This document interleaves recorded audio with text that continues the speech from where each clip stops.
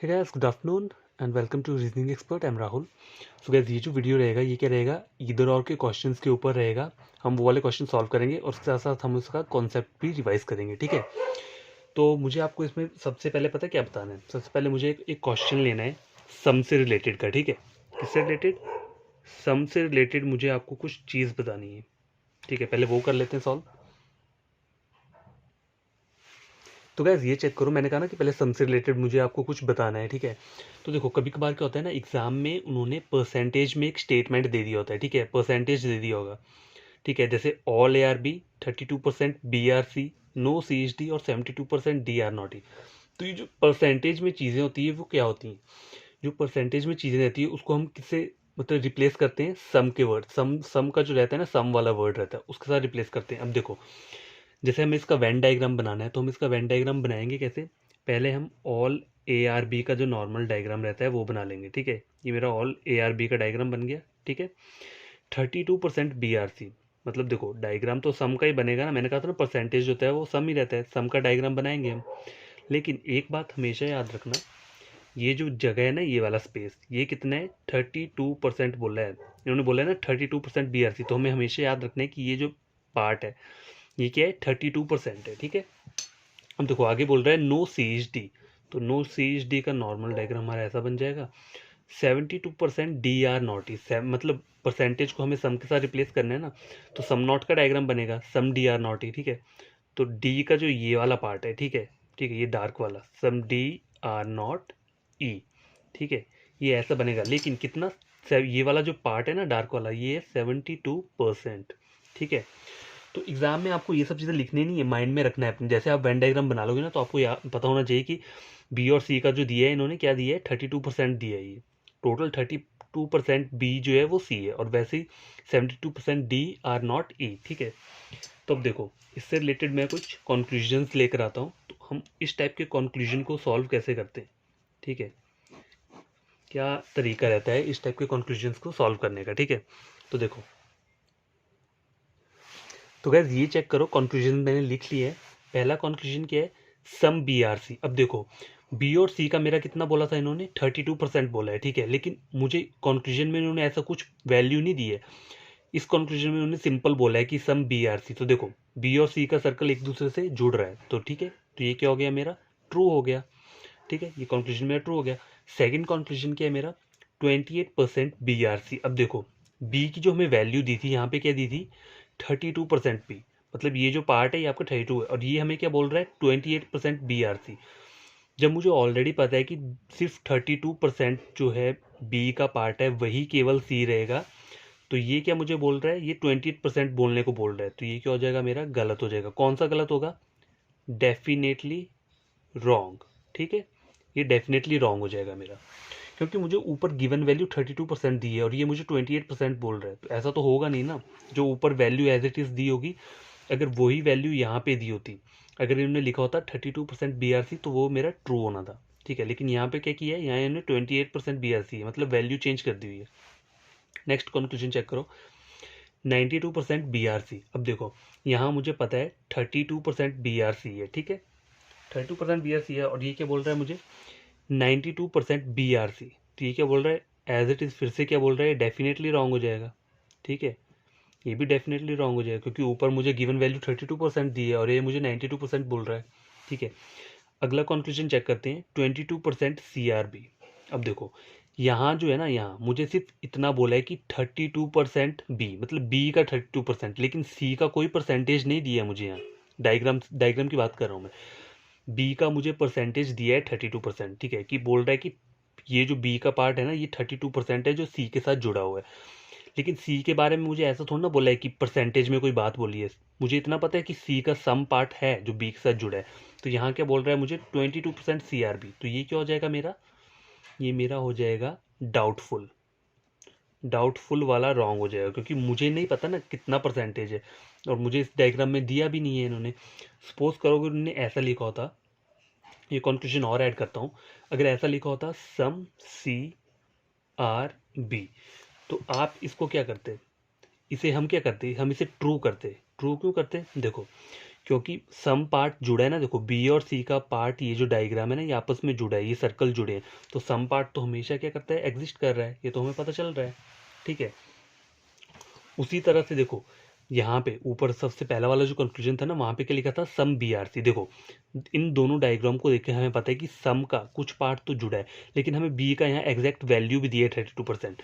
तो अगर कंक्लूजन में आपका वैल्यू नहीं दिया है और डायरेक्ट बोला हुआ है कि सम बी आर सी, तो वो आपका ट्रू रहेगा। अगर सपोज करो यहाँ वैल्यू दे दी है, मतलब 32 नहीं दिया, गलत वैल्यू दे दी है, कोई उससे पीछे दे दिया है, कोई आगे वाला वैल्यू दे दिया है, और वो पूछा, तो वो हमारा डेफिनेटली रॉन्ग हो जाएगा। और अगर as it is 32% B are C ये लिख कर आ गया हुआ है, तो वो मेरा क्या हो जाएगा, ट्रू हो जाएगा, ठीक है। बस मुझे ये सब चीज़ें आपको समझानी थी। अब देखो एक और कंक्लूजन लेता हूँ मैं, ठीक है। कौन सा कंक्लूजन लिया जाए, अच्छा ये ले लेता हूँ, रुको। देखो 28% डी आर नॉट ई, और एक और ले लेता हूँ मैं, सम डी आर नॉट ई। अब देखो दोनों कंक्लूजन सेम है, डिफरेंस क्या है, देखो ऊपर वैल्यू जो दी है मुझे ये वाली, ये परसेंटेज में दी है, और यहाँ मुझे डायरेक्ट सम बोला हुआ है, ठीक है। तो देखो पहले मुझे ये वाला चेक करना है, 28% डी आर नॉट ई।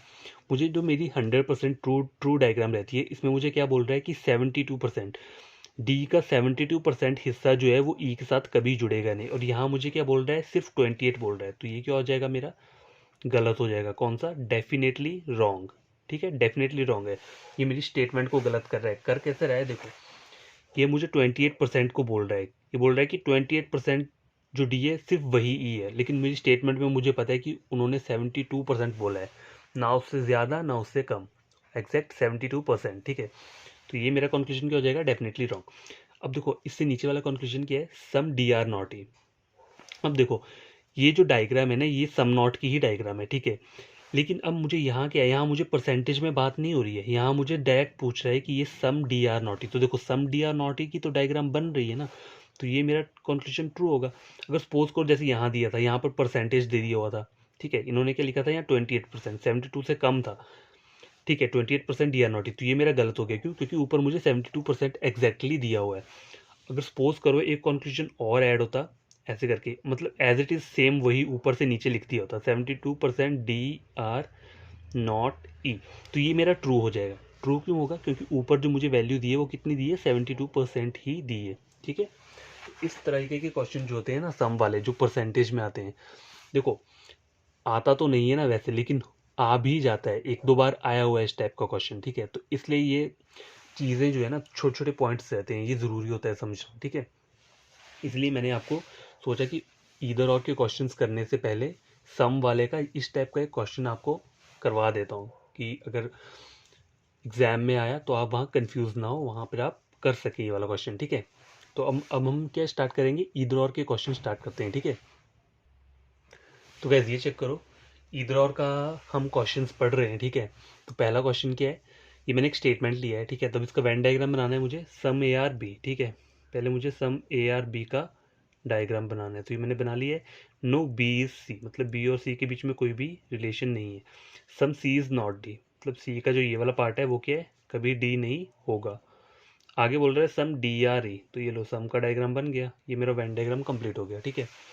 अब मैं इससे रिलेटेड क्या लूँगा, कुछ कंक्लूजन्स लूँगा, ठीक है। तो गैस मैंने ये क्या लिया है, ईदर और का एक मैंने क्वेश्चन लिया है, ठीक है।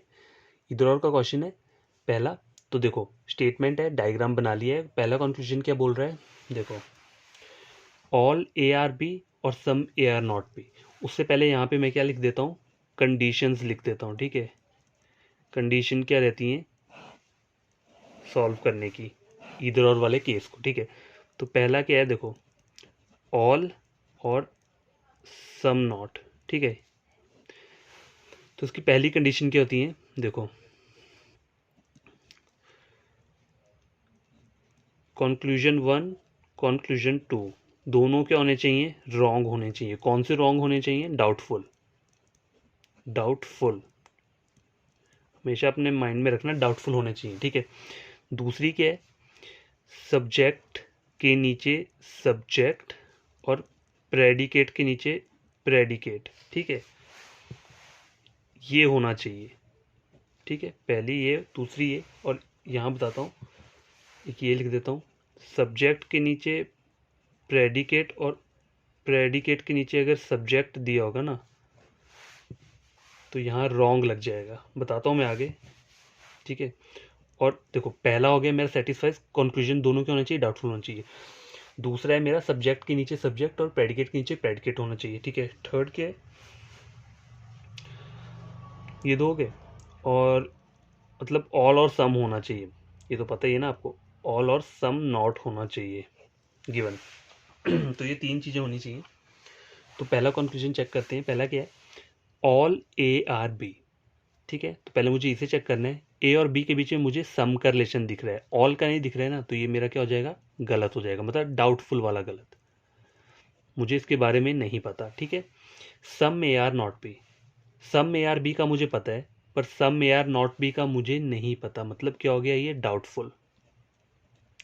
देखो सम ए आर नॉट ए की, सम ए आर नॉट बी की डायग्राम कैसे बनती है, ऐसे बनती है ना सम नॉट की डायग्राम, ऊपर तो ऐसी डायग्राम नहीं है, तो मतलब ये मेरा डाउटफुल है, ठीक है। अगर आपको ऐसे फाइंड आउट करने में प्रॉब्लम हो ना कभी, तो पहले ये जो कंक्लूजन है नीचे इसकी डायग्राम बना लो, फिर ऊपर टैली कर लो कि ऐसी डायग्राम वहाँ दिख रही है, अगर ऐसी डायग्राम वहाँ नहीं है तो केस क्या है, डाउटफुल है। अगर ऐसी डायग्राम ऊपर दिख रही है तो वो क्या हो जाएगा, ट्रू हो जाएगा, ठीक है। तो मैं क्या बोल रहा था, देखो पहले हमें कंक्लूजन चेक करनी है, दोनों के दोनों क्या है, डाउटफुल है, ठीक है। तो अभी मैं श्योर नहीं हूँ कि मेरा इधर और बनेगा, अभी मुझे दूसरा वो कंडीशन चेक करना है कि सब्जेक्ट के नीचे सब्जेक्ट और प्रेडिकेट के नीचे प्रेडिकेट होना चाहिए, ठीक है। देखो ये मेरा सब्जेक्ट होता है पहले वाला, ये मेरा प्रेडिकेट रहता है, तो देखो सब्जेक्ट के नीचे सब्जेक्ट दिया है और प्रेडिकेट के यहाँ पे प्रेडिकेट ही दिया है, ठीक है। ये मेरी कंडीशन भी सेटिस्फाई हो रही है, और आगे क्या है, ऑल और सम नॉट, देखो ऑल भी यहाँ दिया है और सम नॉट भी दिया हुआ है, ठीक है। तो मेरी तीनों कंडीशन क्या है, सेटिस्फाई हो रही है। तो मैं इसे क्या बोल सकता हूँ, ये जो मेरा केस है ना, ये कंक्लूजन 1 और 2 ये क्या बना रहे हैं आपस में, ईदर और, ठीक है। कंक्लूजन 1 और 2 जो है क्या बना रहे हैं आपस में, ईदर और। तो इसको मैं लिख सकता हूँ ईदर और, ठीक है। अब देखो कंक्लूजन नंबर थर्ड और फोर्थ चेक करेंगे हम। थर्ड और फोर्थ क्या बोल रहा है, ऑल सी आर ई, ये सी है ये ई है, दोनों के सर्कल क्या है, दूर दूर है। दूर दूर है मतलब क्या होता है, indirect relation.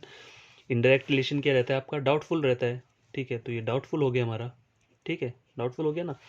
Some E are not C, अब देखो some E are not C, some E are not C की डायग्राम कैसे बननी चाहिए, सम ई आर नॉट सी, ऐसी डायग्राम होनी चाहिए ना। अब देखो ऐसी डायग्राम ऊपर तो नहीं दिख रही है ना मुझे, तो क्या हो जाएगा मेरा, ये डाउटफुल हो गया, ठीक है, डाउटफुल हो गया। अब मुझे क्या चेक करना है, सब्जेक्ट के नीचे सब्जेक्ट होना चाहिए और प्रेडिकेट के नीचे प्रेडिकेट होना चाहिए, ठीक है। ये ऑल और सम नॉट की कंडीशन है, ये कंडीशन आपको याद रहनी चाहिए तीनों। तो चेक करते हैं, देखो सब्जेक्ट के नीचे मेरा क्या है, सब्जेक्ट नहीं आ रहा है, मेरा आ रहा है सब्जेक्ट के नीचे प्रेडिकेट। देखो सी के नीचे सी नहीं है, सी के नीचे ई है, और यहाँ देखो ई के नीचे सी दिया है, तो मेरा ये वाला आ रहा है यहाँ पे, तो ये क्या हो गया, मेरा गलत हो गया, ठीक है। तो मुझे अगली कंडीशन चेक करने की जरूरत नहीं है, अगर सब्जेक्ट के नीचे सब्जेक्ट नहीं दिया है, ऑल और सम नॉट के केस में अगर सब्जेक्ट के नीचे सब्जेक्ट नहीं है और प्रेडिकेट के नीचे प्रेडिकेट नहीं है, तो ये क्या हो जाएगा, मेरा गलत हो जाएगा। ये इधर और नहीं बनाता है, इसे हम क्या बोलते हैं, नीदर नॉर बोलेंगे, ठीक है। अगर वहाँ पे ऑप्शन नहीं दिया है ना, वहाँ ऑप्शन दिया होगा आपको, मतलब आपके सारे कंक्लूजन गलत हैं दोनों, और वहाँ ईदर और भी दिया है और नीदर नॉर भी दिया है, तो आपको नीदर नॉर के ऊपर टिक करना है, ठीक है। अब देखो कंक्लूजन नंबर फिफ्थ और सिक्स क्या बोल रहा है, ऑल बी आर सी, ठीक है। पहले यहाँ चेक करो, यहाँ पे जो बी और सी के बीच में क्या है, नो का रिलेशन है, ठीक है, नो का रिलेशन है, और ये क्या मुझे बोल रहा है, ऑल बी आर सी, तो ये मेरा क्या हो जाएगा, डेफिनेटली रॉन्ग। ये डेफिनेटली रॉन्ग है, डाउटफुल केस नहीं है, डेफिनेटली रॉन्ग, क्योंकि ये मेरी स्टेटमेंट को गलत कर रहा है, यहाँ नो का दे रहा है और यहाँ ऑल का बोल रहा है, ठीक है, तो ये डेफिनेटली रॉन्ग है। तो जब भी आपका कभी कंक्लूजन डेफिनेटली रॉन्ग हो जाता है ना, ठीक है, तो वो फिर इधर और कभी बनाएगा ही नहीं। इधर और की कंडीशन के लिए क्या होता है कि दोनों कंक्लूजन डाउटफुल रहने चाहिए, डाउटफुल, ठीक है। कोई एक अगर आपका डेफिनेटली रॉन्ग हो गया तो वो कभी भी क्या नहीं, इधर और नहीं बनाएगा। देखो some B are not C check कर लेते हैं, देखो some B are not C, अब आप इसे चेक करोगे तो ये आपका ट्रू हो रहा है। देखो नो का केस है, बी और सी के बीच में नो का केस है, तो नो के केस में सम नॉट एग्जिस्ट करता है, तो देखो सम बी आर नॉट सी, तो ये एग्जिस्ट कर रहा है, तो वैसे ही आपका देखो बनेगा नहीं इधर और आप पहली कंक्लूजन से भी पता लगा सकते हैं, अगर आपका डेफिनेटली रॉन्ग आ रहा है ना, तो कभी भी इधर और नहीं बनाएगा। इधर और बनने के लिए ऑल और सम नॉट के केस में जब भी इधर और बनता है तो क्या चाहिए होता है हमें, दोनों कंक्लूजन डाउटफुल रहने चाहिए। नंबर 2, सब्जेक्ट के नीचे सब्जेक्ट और प्रेडिकेट के नीचे प्रेडिकेट रहना चाहिए, और ऑल और सम नॉट ये एग्जिस्ट करना चाहिए, ठीक है। तो इधर और की ऑल और सम नॉट की ये कंडीशन रहती है 3, ठीक है। अब हम आगे पढ़ते हैं।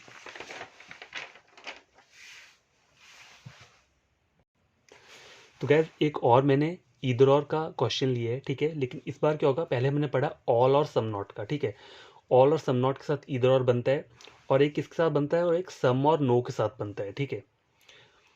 तो सम और नो के साथ जो बनता है उसकी कंडीशंस क्या क्या है। नंबर 1, दोनों कंक्लूजन डाउटफुल रहने चाहिए, ठीक है। नंबर 2, सब्जेक्ट के नीचे सब्जेक्ट, प्रेडिकेट के नीचे प्रेडिकेट, या फिर सब्जेक्ट के डायगनली सब्जेक्ट और प्रेडिकेट के डायगनली प्रेडिकेट हो, तब भी कोई प्रॉब्लम नहीं है। सम और नो के केस में दोनों जगह ट्रू रहता है, लेकिन ऑल और सम नॉट के केस में ये वाली कंडीशन गलत रहती है, ठीक है। ऑल और सम नॉट के केस में, लेकिन सम और नो के केस में दोनों कंडीशन ट्रू रहती हैं, ठीक है। और थर्ड तो आपको पता ही है, सम और नो होना चाहिए कंक्लूजन में, ठीक है। तो वेन डायग्राम कैसे बनेगा इसका, देखो सम ए आर बी दिया है ना, तो सम ए आर बी बन गया। नो बी इज सी, तो बी और सी के बीच क्रॉस लग गया तो नो बी इज सी बन गया। सम सी इज डी, अब देखो सपोज करो अगर मैं सम सी इज डी को बना दूं, अगर मैंने सपोज यहाँ बना लिया सम सी इज डी, ठीक है, आगे बोल रहा है नो डी इज ए। अब मुझे रिवर्स जाना पड़ेगा, तो मुझे ऐसे करके लगाना पड़ेगा डी और ए के बीच में। देखो जो जिस बच्चे को समझ आएगा ना, मतलब जिसका पूरा कॉन्सेप्ट क्लियर होगा, तो वो इस तरीके से भी क्वेश्चन को सॉल्व कर लेगा। लेकिन कुछ कुछ बच्चों के लिए ना ये कंफ्यूजिंग रहेगा कि मतलब ये कहाँ जा रहा है, मतलब डायग्राम काफ़ी लेंथी बन रहा है ना। तो देखो शॉर्टकट लेना होता है हमें थोड़ा, बताता हूँ मैं आपको। देखो पहले ऑल ए आर बी बन गया, ठीक है, फिर नो बी सी बन गया। अब देखो सम सी और डी बनाना है ना, देखो सम सी इज डी और नो डी इज ए बनाना है, तो मुझे थोड़ा नज़दीक नज़दीक रखना पड़ेगा। तो मैं क्या कर सकता हूँ, देखो सम सी इज डी कर लिया और नो डी इज ए, तो इससे मेरी डायग्राम थोड़ी कंजेस्टेड होगी, मतलब मुझे इससे थोड़ा ढंग से पता चल जाएगा, ठीक है। ये मेरा काफ़ी दूर दूर जा रहा है, तो हमें डायग्राम इतना कॉम्प्लिकेटेड नहीं बनाना होता है, ईजी बनाना होता है कि जिससे हमें वो याद रहे, ठीक है। तो कंक्लूजन लेते हैं, कंक्लूजन लेते हैं। पहला क्या है, देखो सम ए आर डी, नंबर 2 के सम, नंबर 2 है नो ए आर डी, ठीक है। थर्ड कंक्लूजन मैं लेता हूँ,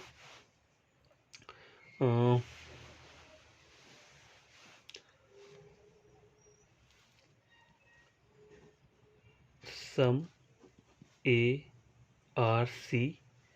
फोर्थ ले लिया मैंने नो ए आर सी, ठीक है। फिफ्थ क्या दिया मैंने, तो देखो फिफ्थ कंक्लूजन लिया मैंने सम डी आर है, ठीक है। और अगला क्या लेता हूँ, नो डी आर ए। तो टोटल मैंने क्या लिए, टोटल 6 कंक्लूजन लिए हैं, ठीक है। केस कौन सा है हमारा, इधर और का, लेकिन कौन सा वाला है, सम और नो का है, ठीक है। ऑल और सम नॉट का हमने पढ़ लिया है, अब क्या है सम और नो का है। पहला कंक्लूजन चेक करते हैं, पहला क्या बोल रहा है, सम ए आर डी। देखो ए का सर्कल यहाँ है, डी का सर्कल यहाँ है, ए और डी के बीच में नो का रिलेशन है, और ये क्या बोल रहा है, सम ए आर डी बोल रहा है, ठीक है। तो ये क्या हो जाए मेरा, डेफिनेटली रॉन्ग, ठीक है। पता चल गया ना आपको ये डेफिनेटली रॉन्ग है, क्योंकि ये स्टेटमेंट को गलत करने को बोल रहा है। तो कहीं भी कोई चीज़ डेफिनेटली रॉन्ग बोलेगी तो अब तो हमें ऐसे पता चल जाएगा कि ये ईदर और कभी नहीं बनाएगा। ईदर और बनाने के लिए पहली कंडीशन ये है कि दोनों कंक्लूजन डाउटफुल होने चाहिए, और हमारा पहले वाला कंक्लूजन डेफिनेटली रॉन्ग हो गया है, तो ये हमारा ईदर और नहीं बनाएगा, ठीक है। No A are D. अब देखो नो ए आर डी क्या बोल रहा है, ये ट्रू बोल रहा है, क्योंकि नो का डायग्राम बन रहा है ना, तो ट्रू बोल रहा है, तो ये हमारा इधर और नहीं बनेगा। इसमें हम क्या बोल सकते हैं, only conclusion first second follows, ठीक है, ओनली कंक्लूजन सेकंड फॉलोज, ये बोल सकते हैं, ठीक है।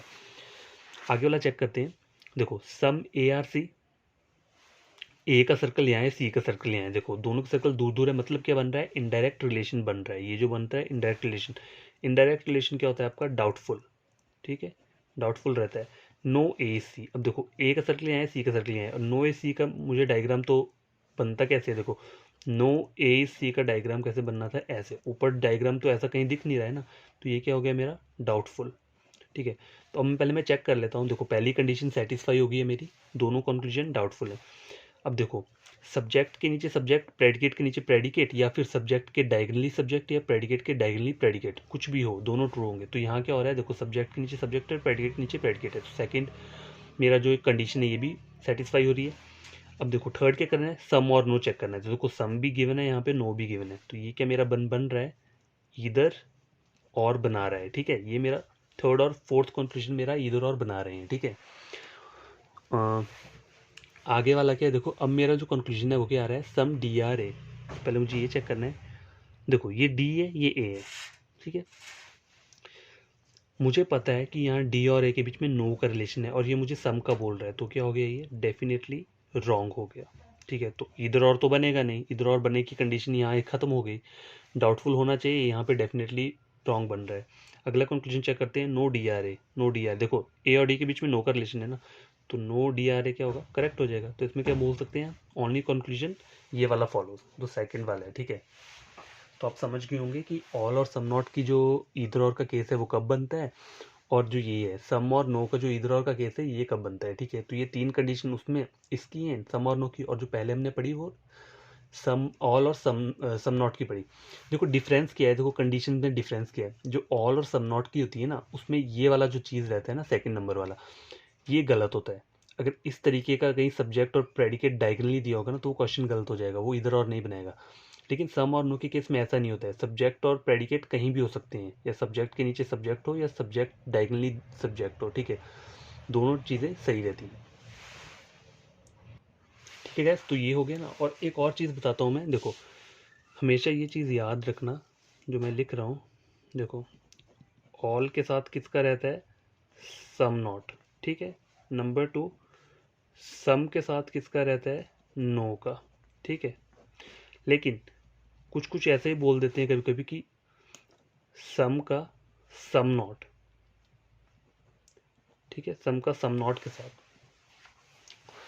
तो ईदर और कब बनता है, देखो ईदर और का तभी बनता है कि एक एक हमारी चीज़ पूरी की होनी चाहिए, ट्रू होनी चाहिए, दूसरी गलत होनी चाहिए। तो देखो यहाँ हमारी एक ऑल है, एक सम नॉट है, यहाँ एक सम है, एक नो, और यहाँ क्या है, देखो यहाँ सम है और सम नॉट है, यहाँ दोनों सेम सेम बोल रहा है, तो यहाँ ईदर और नहीं बनता है, ठीक है। ईदर और की कंडीशंस क्या होती हैं, ऑल के साथ सम नॉट और सम के साथ नो, ठीक है। तो गैस देखो वो हमारा हो गया, ईदर और का कंसेप्ट क्लियर हो गया हमारा। अब आगे मैं आपको कुछ क्या बता रहा हूँ, देखो सब्स्टिट्यूट वर्ड्स बता रहा हूँ, ठीक है, कौन कौन से, ऑल सम नो और सम नॉट से रिलेटेड। तो पहले हम ऑल के पढ़ेंगे। ऑल में जैसे कभी आपको एग्जाम में दे दिया होगा ईच ए आर बी, तो हम उसको किसके साथ रिप्लेस करेंगे, ऑल के साथ, ठीक है। उसी तरह से एवरी, मोस्ट ऑफ, 100%, या फिर मोस्ट ऑफ, या फिर एनी, ये जो मैंने 5-6 वर्ड्स लिखे हैं ना, इन सब का मीनिंग ऑल ही रहता है। लेकिन ये एक्सेप्शनल केस है, ऑल के अंदर दो आते हैं, ऑनली और नन बट, है बनता इनका भी ऑल ही है। लेकिन जैसे एग्जाम्पल दिया है, एक स्टेटमेंट आपको ऐसा दिया है पेपर में, ओनली ए आर बी, ठीक है। तो ओनली, जब ओनली और नन बट वाला जो केस रहता है ना, ओनली को हम किसका रिप्लेस कर देते हैं, ऑल के साथ कर देंगे। लेकिन जो ये ए और बी दिए ना, इनको हम इंटरचेंज कर देंगे, सब्जेक्ट और प्रेडिकेट को इंटरचेंज करेंगे, तो क्या बन जाएगा हमारा, ऑल बी आर ए, ठीक है। तो हमें रीड कैसे करना है, ये ऑल बी आर ए। कहीं भी आपको ऐसा दिया होगा ना, none but A are B, तो इसको हम रीड कैसे करेंगे, all B are A. Diagram, Venn diagram जो है ये ऐसा बनेगा, ठीक है, जैसे ऑल का बनता है। लेकिन इसकी कुछ कंडीशंस रहती हैं। डायग्राम तो आपने बना लिया, लेकिन ओनली वाला केस जो रहता है ना, ओनली और नन बट वाला, ये सेम ही है। तो इन केस में कुछ कंडीशंस रहती हैं, तो वो कंडीशंस मैं कब पढ़ाऊंगा आपको, जब हम ओनली वाला केस पढ़ेंगे, ठीक है। जिस दिन हम ओनली का केस पढ़ेंगे ना, उस दिन मैं आपको ये वाली कंडीशंस बताऊंगा कि ओनली के केस में कौन सी कंडीशंस रहती है। बस आपको इतना याद रखना है कि ऑल के सब्स्टिट्यूट वर्ड्स कौन कौन से होते हैं, ये सारे, ठीक है। और ये दो एक्सेप्शनल वाले हैं, थोड़ा ट्रिकी टाइप के होते हैं, ठीक है, होते ऑल ही हैं ये भी, लेकिन थोड़ा डिफरेंट होता है, ठीक है। अब देखो सम के, सम जो होता है ना, सम सम के कौन कौन से ऐसे सब्स्टिट्यूट वर्ड्स हैं। तो एग्जामिनर आपको कभी कभी ऐसा नहीं बोलेगा कि सम ए आर बी, वो आपको ऐसा लिख देगा मैनी ए आर बी, या फिर मोस्ट ए आर बी, या बोल देगा ऑलमोस्ट ए आर बी। याद दी हमने पीछे भी पढ़ा था ना, 1 to 99%। अब 1 to 99% के अंदर क्या क्या आता है, 2%, 10%, 15, 13, 32, 42, कुछ भी, मतलब 1 to 99% के अंदर जितने भी नंबर्स आते हैं ना, वो कुछ भी लिखा होगा ना, तो वो हम उसको किसके साथ रिप्लेस करेंगे, सम के साथ, ठीक है। अब देखो डेफिनेटली, सेल्डम, रेयरली, ये सब वर्ड्स जो ये भी क्या है, सम के रिगार्डिंग है, ठीक है। तो कभी कंफ्यूजन नहीं लेना है आपको एग्जाम में, कभी भी लिखा होगा ना ऐसे करके परसेंटेज, तो वो सम, उसका मतलब क्या होता है, सम होता है, ठीक है।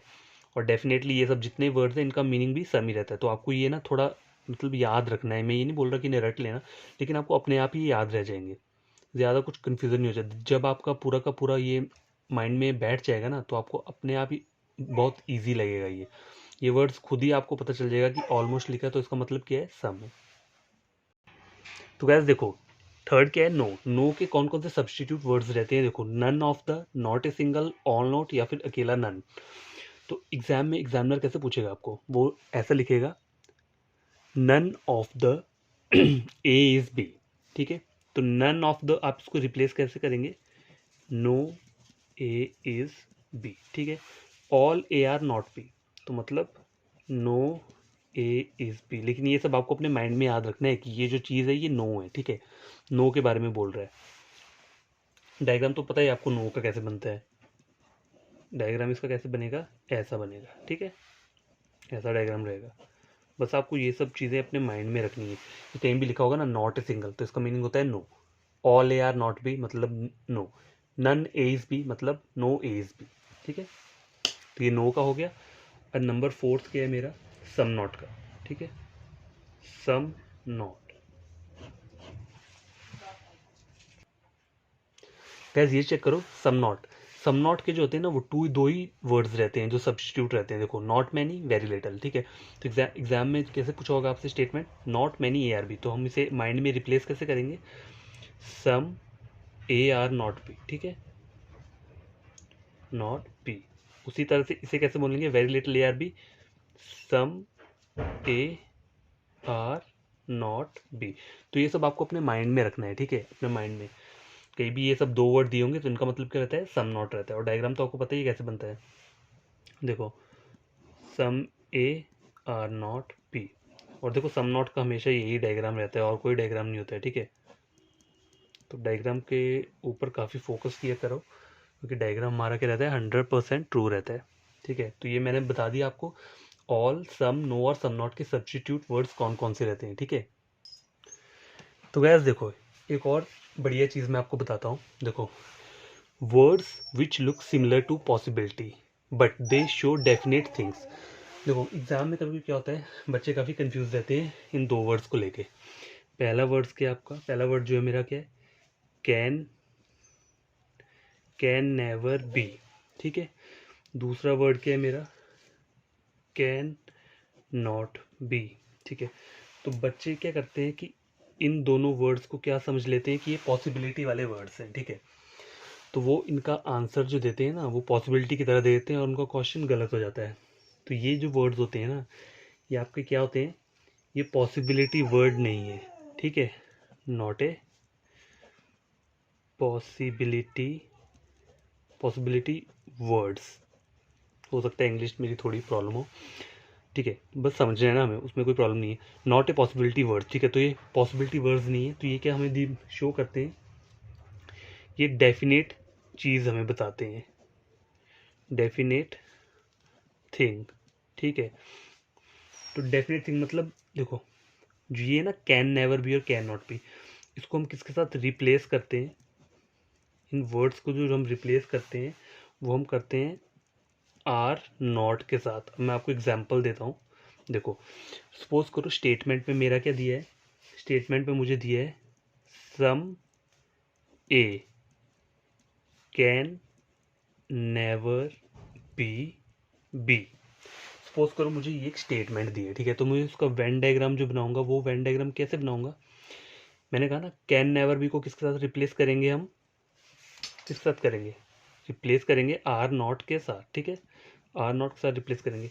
तो हम इसे पढ़ेंगे कैसे, इस वाली स्टेटमेंट को हम रीड कैसे करेंगे अपने माइंड में, सम ए आर नॉट बी। तो हमें डायग्राम किसका बनाना है, सम नॉट का, ठीक है, some A are not B, ठीक है। Some A are not B का हमें डायग्राम बनाना है, समझ गए, ठीक है क्या, समझिए आप, ठीक है। तो कैन नेवर बी को रिप्लेस करते हैं आर नॉट के साथ, उसी तरह कैन नॉट बी को भी हम किसके साथ रिप्लेस करते हैं, आर नॉट के साथ, ठीक है। और डायग्राम जो बनेगा वो सम नॉट का बनेगा, सम ए आर नॉट बी। तो हमेशा याद रखना, ये जो दो वर्ड्स रहते हैं ये पॉसिबिलिटी के वर्ड नहीं है, ये डेफिनेट थिंग्स हैं, ठीक है। डेफिनेट चीज़ को शो करते हैं, ठीक है। तो अब जैसे मैंने बोला ना आपको, स्टेटमेंट में मुझे ये आया है, अब सपोज करो यही मुझे कॉन्क्लूजन में पूछ लिया हो, इस टाइप का मुझे कोई कॉन्क्लूजन दे दिया। देखो अभी मुझे स्टेटमेंट में क्या बोला था, सम ए कैन नेवर बी, तो मैंने इसकी डायग्राम ऐसे बना ली, सम नॉट का डायग्राम बना।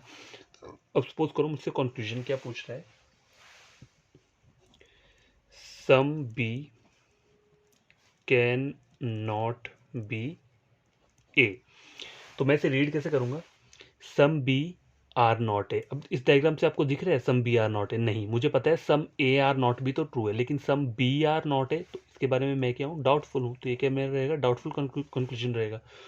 देखो एक और कंक्लूजन चेक करते हैं, ये बोल रहा है some A can never be B, ठीक है।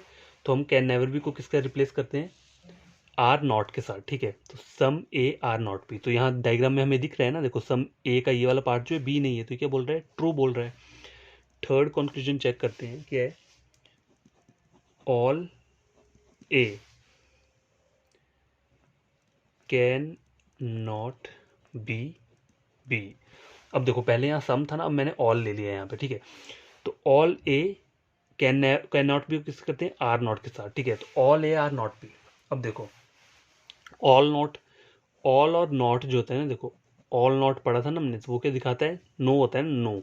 जब हमने नो के जो सब्स्टिट्यूट वर्ड्स पढ़े थे उसमें मैंने आपको बताया था कि ऑल नॉट नो को बताता है, ठीक है। तो देखो अगर आपको लेकिन पढ़ना ऐसे नहीं है, ये तो मैं आपको बता रहा हूँ ना, माइंड में तो आपको नो ही चलेगा ना। देखो all A are not B, तो आप ऐसे लिखते हो नो ए आर बी। तो ये मुझे बोल क्या रहा है, देखो ये बोल रहा है कि कोई भी ए बी नहीं है, ठीक है। तो यहाँ मुझे पता है सम नॉट पार्ट का पता है कि सम ए आर नॉट बी, लेकिन पूरा का पूरा ए बी नहीं है, इसके बारे में मुझे कुछ नहीं पता ना, तो ये क्या है, डाउटफुल केस है, ठीक है। तो मुझे आपको यही सब बताना था, ठीक है।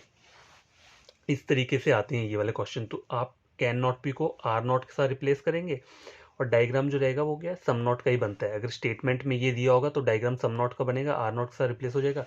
और अगर यहाँ पे दिया होगा कंक्लूजन में, तो कैन नॉट बी को रिप्लेस कर देंगे आर नॉट के साथ। तो फिर कंक्लूजन को रीड कैसे करना है माइंड में, सम बी आर नॉट है, फिर वहाँ चेक कर लेंगे, अगर वो बन रहा होगा तो ट्रू, अगर नहीं बन रहा होगा तो डाउटफुल, ठीक है।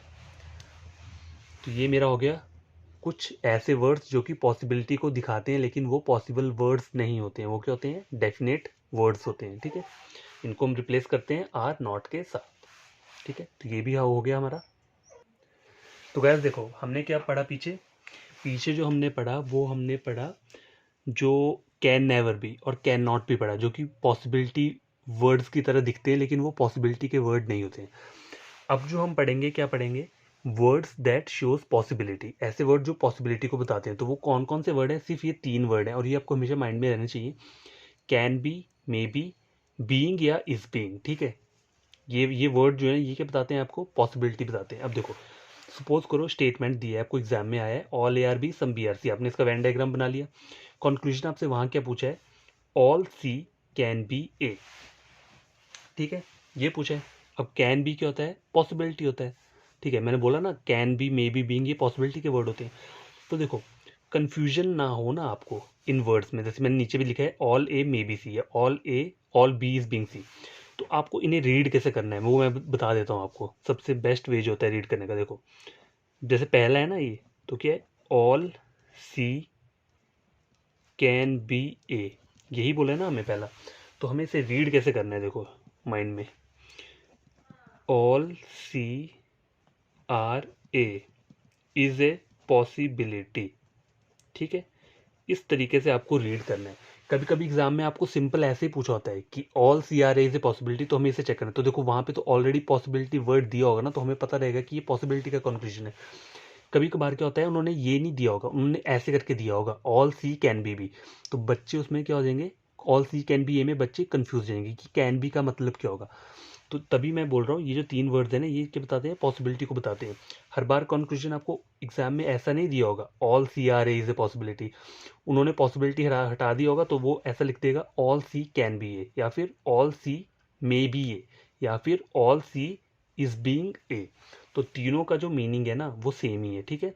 तीनों वर्ड के बता रहे हैं पॉसिबिलिटी, लेकिन आपको जो अपने माइंड में याद रखना है ना वो इस तरीके से रखना है।